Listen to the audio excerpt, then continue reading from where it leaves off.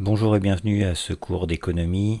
On parlera sur ce chapitre donc des déséquilibres de la croissance.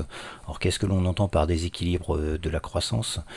On verra donc dans un premier temps quel est le lien entre croissance et développement, voir si les deux peuvent aller de pair. Dans un second temps, donc, on verra un petit peu comment la croissance mondiale peut évoluer. Est-ce qu'elle est homogène? En l'occurrence, vous verrez que cette croissance est très diverse et va assez varier d'un pays à l'autre. Pour terminer enfin donc sur les limites du modèle de la croissance, autrement dit quels sont les points qui sont accentués sur certains pays qui ne fonctionnent pas sur d'autres, et donc on pourra répondre enfin pourquoi la croissance est déséquilibrée actuellement. Pour ce faire, donc, on va essayer de cadrer un petit peu le phénomène de croissance en répondant à trois questions. On va se baser d'abord sur un pays, le Brésil. Première chose, donc, on vous demandera de caractériser la croissance du Brésil. Alors pour cela, donc, quelques informations. Concernant le Brésil, donc, on vous dit que c'est un nouveau géant économique. Alors le Brésil, c'est pareil, vous avez une industrie brésilienne assez naissante. Le Brésil fait partie des pays émergents, les fameux BRIC. Le Brésil a été longtemps médiatisé parce que c'était un pays avec une croissance à deux chiffres, autrement dit on était à quasiment 10% de croissance. Alors ça a eu lieu essentiellement dans les années 70, fin 80. Depuis donc la croissance a baissé, il y a eu de fortes chutes même de croissance. En réalité maintenant on peut estimer que sur une durée de 50 ans, la croissance du Brésil est aux alentours de 4% l'an, ce qui est déjà quand même pas mal. Donc le Brésil, on vous dit, géant un peu moins médiatisé que la Chine, un beau potentiel quand même. Le succès du Brésil, on vous dit, est incontestable. Pourquoi? Parce que le Brésil est le leader mondial des agrocarburants, donc tous les carburants issus de l'agriculture, chose qui est assez peu présente chez nous. C'est le premier producteur de café, le premier producteur de soja, c'est un très gros producteur donc de produits agroalimentaires, le premier pays d'Amérique latine aussi destinataire des investissements directs à l'étranger, ce que l'on appelle les IDE. Alors les investissements directs à l'étranger, il faut essayer d'imaginer un petit peu les pays investissent dans des entreprises. Alors quand je dis les pays, ce sont des partenaires publics et privés, essentiellement privés. Mais qu'est-ce qui fait que les entreprises d'un pays vont aller investir dans un autre pays? On a bien souvent en tête l'idée que si on investit, c'est pour faire des bénéfices, et si on veut faire des bénéfices, la plupart du temps, on fait des bénéfices liés à la main-d'œuvre. Donc c'est vrai que la main-d'œuvre dans certains pays est nettement moins élevée que dans nos pays occidentaux. Par conséquent, donc, on investit. Donc les IDE, c'est ça, ce sont les investissements directs, donc les achats d'entreprises, de succursales, d'activités finalement, directement dans un pays étranger. Donc le Brésil est un de ces fameux destinataires. Autrement dit, l'étranger investit beaucoup dans le Brésil. Voilà. Donc les principaux producteurs de soja dans le monde, vous les avez. Vous voyez le Brésil ici avec 83,5 millions de tonnes. Alors les chiffres datent quand même un petit peu. Néanmoins, vous voyez quand même l'importance du Brésil en termes d'importation, en termes de production plutôt de soja. L'évolution, donc le PIB du Brésil dans le monde, on vous dit qu'il a doublé entre 2006 et 2014. Alors il a doublé, néanmoins le PIB du Brésil à cette époque n'était pas non plus un PIB à deux chiffres. Le PIB du Brésil entre 2006 et 2014, il est passé concrètement de 4 à 2014, il était même pas à 4%. En 2014, il a très très peu évolué. Mais le PIB du Brésil a quand même doublé. Il a monté de manière assez conséquente. L'état des forêts, ici on vous parle, on vous fait voir la déforestation, les forêts actuelles, la reforestation. Ça va être notamment un élément de réponse à la troisième question. Donc première question, on vous demande de caractériser la croissance du Brésil. Donc comment vous pouvez déterminer la croissance du Brésil? Assez simple, on vient de le voir. Donc le Brésil a une croissance élevée, une croissance donc qui a vu son PIB doubler et une croissance qui est axée essentiellement sur les produits agricoles, donc le soja, le café, la canne à sucre et tous ces produits agricoles vont permettre de produire les agrocarburants, entre autres. Ensuite, quelles sont les conséquences économiques de la production de soja pour le Brésil? Conséquences économiques, là encore une fois, on l'a vu, on produit du soja, en l'occurrence, premier producteur de soja, on produit du soja, on vend ce soja, et ben ce soja procure des richesses au pays. Donc la production de soja, on vous dit, va favoriser l'augmentation des richesses du pays. Si on vend, on doit produire. Si on veut produire, on doit créer des emplois. Donc là encore une fois, c'est quelque chose qui est profitable aux Brésiliens. Et ça permet donc d'exporter, et en l'occurrence ici on vous dit donc de satisfaire un certain équilibre de la balance commerciale brésilienne. Enfin de tendre en tout cas vers une balance commerciale qui est favorable à l'exportation. Maintenant, quels sont les effets de la production agricole massive sur l'environnement? Là, c'est le lien que je vous avais fait voir avec cette petite photo. Conséquence, vous voyez, on est ici sur une zone de reforestation là très brève. Sinon, quasiment partout, on est sur des zones qui sont déforestées. Alors pourquoi? Tout simplement parce que le Brésil a besoin de terres cultivables. Et si on veut cultiver, eh ben on va prendre sur la forêt amazonienne, tout simplement. Donc là, on en entend beaucoup parler de la déforestation. C'est quelque chose qui est d'actualité. Donc l'augmentation de la production de soja pour le Brésil nécessite des terres cultivables. Et ces terres cultivables, on vous dit, vont être gagnées sur la forêt amazonienne. Concrètement, déforestation, augmentation de la culture. Augmentation de la culture, augmentation de la richesse, parce que augmentation donc de la production de soja entre autres, et donc augmentation des richesses pour le pays. Donc si le Brésil en l'occurrence va être favorable à la déforestation, il faut voir que économiquement il bénéficie de cette déforestation pour la création de richesses et donc le bien-être de ses habitants. Donc ça peut éventuellement légitimer leur point de vue. Donc, bien entendu, les pays occidentaux ont un point de vue légèrement différent. On va rentrer dans le vif du sujet avec une première partie donc sur cette vidéo, à savoir donc la croissance est-elle synonyme de développement? Alors qu'est-ce que c'est que la croissance? Qu'est-ce que c'est que le développement? On y répondra juste après. Première chose, donc on vous demande de rappeler comment on évalue la croissance et est-ce que c'est un indicateur quantitatif ou qualitatif? Pour ça donc un texte. Je vous laisse quelques secondes, vous mettez en pause et ensuite on répond aux questions. Vous avez fini de lire le texte, donc on va pouvoir répondre à ces différentes questions. Première question donc, rappelez comment s'évalue la croissance. La croissance, c'est une somme de richesses, c'est l'ensemble des richesses qui sont produites par les PIB, et donc l'évolution de cette croissance, c'est l'évolution de l'augmentation, autrement dit, le taux d'évolution du PIB, le produit intérieur brut, la somme des valeurs ajoutées donc de ces productions. Concrètement, donc en résumant tout, la croissance, on dit, se mesure par le taux d'évolution du PIB sur un an. Deuxième partie de la question, est-ce que c'est un indicateur quantitatif ou qualitatif? La croissance, si c'est une mesure de la richesse, elle, se mesure avec l'unité monétaire du pays, éventuellement la conversion en dollars, une espèce d'unité internationale. Par conséquent, donc c'est quelque chose de bel et bien chiffrable, pas dans le qualitatif ici, on est bel et bien dans le quantitatif. Donc est-ce un indicateur quantitatif ou qualitatif? Non, il s'agit bien d'un indicateur quantitatif puisque c'est monétaire. Question 2. Quels sont les facteurs de la croissance brésilienne? Alors, les facteurs de la croissance brésilienne, vous les avez, donc on l'a vu, ce sont les points forts en fait du pays, à savoir donc tous les produits agroalimentaires, mais aussi la production donc café, jus d'orange, soja, etc. Mais la production de pétrole, et la production industrielle. Le Brésil est en train vraiment de se moderniser.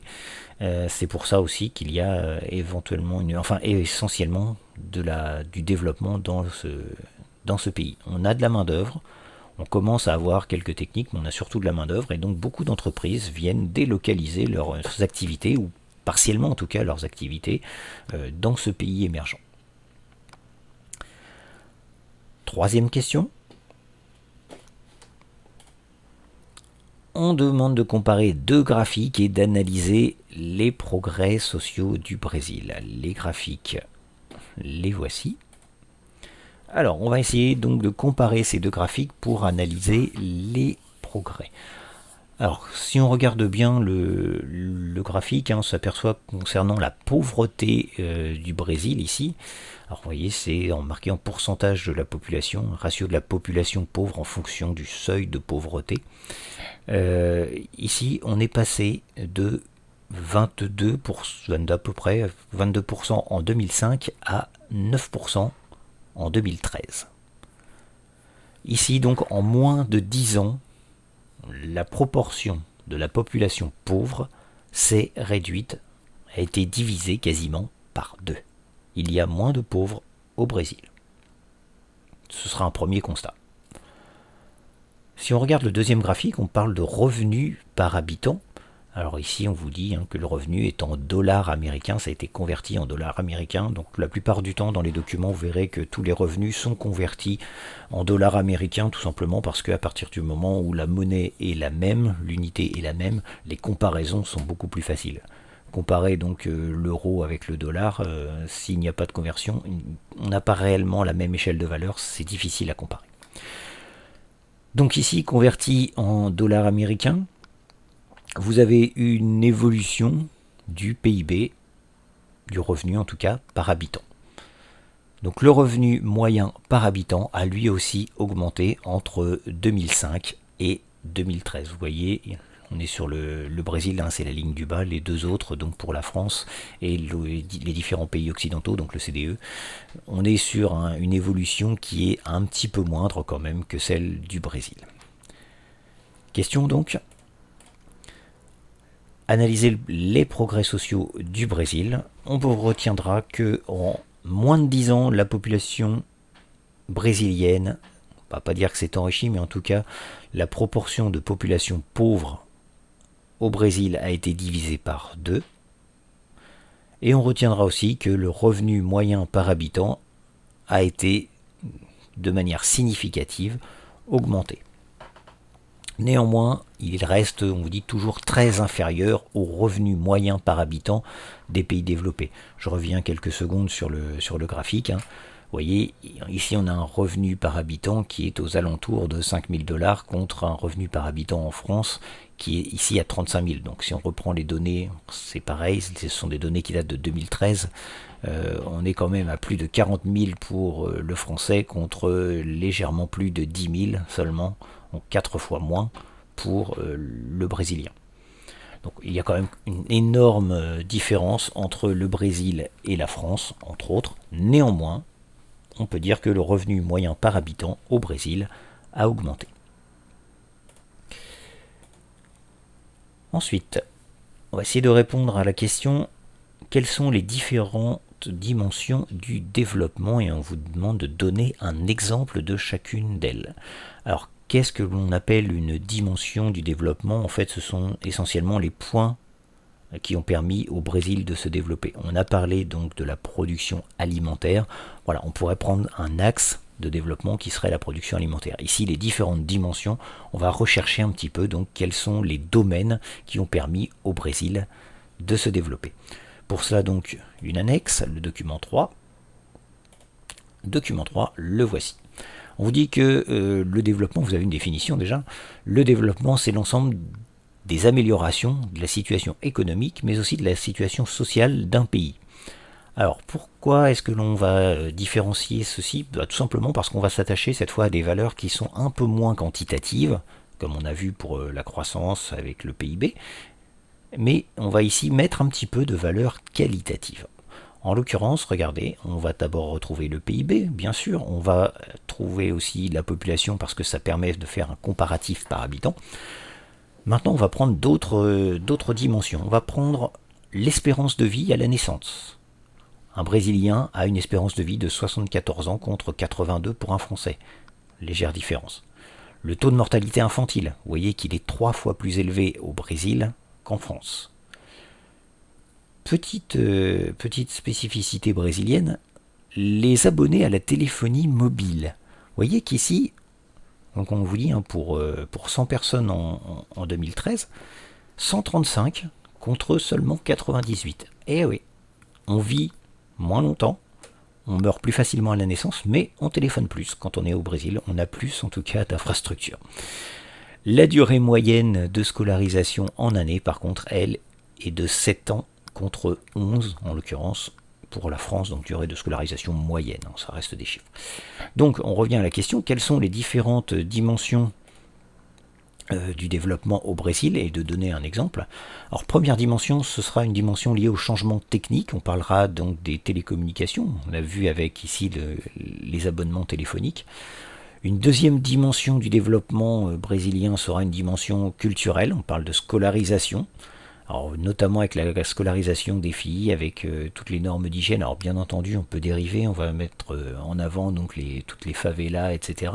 Il y a énormément de cas, hein, on ne va pas rentrer sur des exceptions. On essaye ici de faire quelque chose qui soit général, global, pas dans les extrêmes. Un autre axe de développement, il s'agit de l'aspect social. On vous parle de l'augmentation des revenus, de l'allongement de la durée de vie. Même si ça reste nettement inférieur à la France, c'est quand même une amélioration sensible au Brésil, excusez-moi. Et on parle du développement institutionnel, autrement dit l'augmentation du nombre d'écoles et la réduction de la corruption. Alors ça existe toujours, faut pas se leurrer, hein. Vous voyez ça dans les films, je vous l'ai dit, généralement quand ils sont faits, une bonne partie en tout cas, est illustrée par des faits réels. Il faut qu'il y ait un minimum de véracité. Donc ici, une augmentation du nombre d'écoles, une réduction de la corruption. Voilà, ça, ce sont des axes de développement du Brésil. On poursuit. Question 5.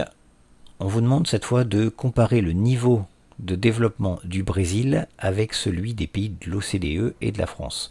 Pour cela, donc, on revient sur notre document. On doit faire un comparatif entre le Brésil, qui est ici, et la France et l'OCDE d'autre part. Donc vous avez les chiffres en tête.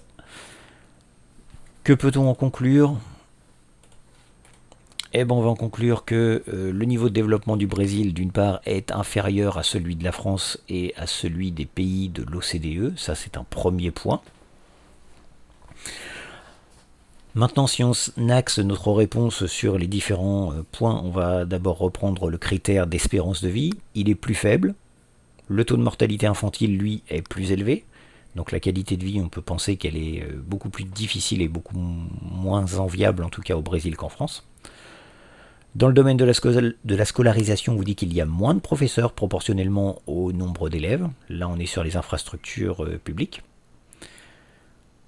Dans le domaine économique, on dit qu'on observe un PIB en 2010 qui est légèrement inférieur à celui de la France avec une population 3 fois plus importante. Je vais revenir quand même sur cette notion. Vous voyez que le PIB du Brésil, il est à plus de 2200 milliards. Ici, on est à 2735 milliards de dollars. Donc on a un PIB c'est vrai qui est relativement proche. Par contre, il faut le rapprocher à la population. Nous, on a 2700 milliards, mais pour 66 millions d'habitants. Eux, ils ont 2200 milliards, un peu plus de 2200 milliards, mais pour 200 millions d'habitants. Là, on est sur quelque chose qui est radicalement différent. La population brésilienne est quasiment 3 fois plus grande, 3 fois plus importante que celle de la France. Donc une population qui est 3 fois plus importante, mais un PIB qui est sensiblement plus faible que celui de la France, vous voyez tout de suite le comparatif. Je reviens sur le document. Dans le domaine économique, donc, on vous dit que le PIB est inférieur, mais la population est 3 fois plus importante. Et enfin, l'écart, on vous dit, par contre, est très faible en ce qui concerne le nombre d'abonnements au téléphone portable par habitant. Alors bien entendu, voilà, il y a les chiffres, hein. On vous dit qu'il est à remarquer que le téléphone portable est un équipement individuel, pas un équipement collectif. Voilà, contrairement à tous les téléphones, tous les abonnements téléphoniques qu'on a, bon, ça c'est vraiment une petite particularité du Brésil. L'essentiel à retenir, c'est tout ce qui est en termes de qualité de vie, autrement dit d'espérance de vie, du taux de mortalité infantile, de l'éducation. Voilà. Là, l'indice de développement humain, l'IDH, ça c'est quelque chose qui est à prendre en considération. À partir de là, donc, une question. On a évoqué la croissance, on a évoqué le développement, mais quelle est la différence entre les deux? La différence, elle est là. La croissance, on vous dit, c'est une évolution mesurée quantitativement, une évolution financière. C'est la création de richesse, l'évolution du PIB. Donc la croissance est une notion quantitative, financière, alors que le développement, lui, est une notion qui est qualitative. La mortalité, en l'occurrence, on a beau avoir un chiffre, une durée de vie, c'est quelque chose qui permet de juger de la qualité de la vie. Ce n'est pas une quantité. Le développement, on vous dit, c'est un processus d'amélioration de la situation économique et sociale d'un pays qui permet plus de bien-être à l'ensemble de la population. Donc la croissance, on est sur une création de richesse mesurée, on l'a vu tout à l'heure en dollars, convertie en dollars. Le développement, ça va être un ensemble d'éléments qui vont permettre d'apprécier la qualité de la vie d'un pays. On poursuit. Question 7. En quoi l'État joue-t-il un rôle clé dans le développement du Brésil? Pour cela, on va se référer au document. Voilà. On vous dit que les analyses économiques s'accordent aujourd'hui sur la place déterminante de l'État dans le développement. C'est une chose, vous voyez un petit peu ce que fait l'État français pour la relance de l'activité économique. Regardez ce que font les différents États actuellement dans cette période de Covid-19.